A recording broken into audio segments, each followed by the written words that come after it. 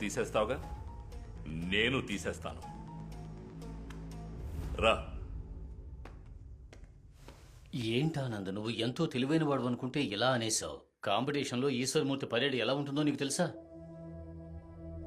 పోటీలో ఓడిపోయినా పోలీస్ అవ్వడానికి ఒక ఛాన్స్ ఉంటుంది. ఇప్పుడు దాన్ని పోగొట్టుకుని అతనితోనే పందెం కట్టి నిలబడ్డావురా.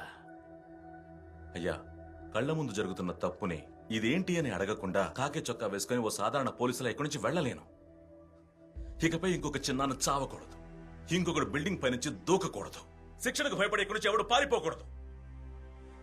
ఎన్నో కొత్త కొత్త విషయాలు నేర్పించాల్సిన ఈ శిక్షణ కార్యాలయంలో పోటీ కోసం మాత్రమే శిక్షణ ఇస్తున్న ఈ అధికారుల్ని నేను అడుగుతాను. ఆ అధికారులకి కొమ్ము కాస్తున్న ఈశ్వరమూర్తి గెలుపుని నేను అడ్డుకుంటాను. అందుకు మా అందరికి లభించిన అవకాశం ఈ పోటీ. నన్ను మాత్రమే నమ్ముకుని నేను ఈ పందెం కాయలేదు. నా ముందు నా తండ్రి చలమ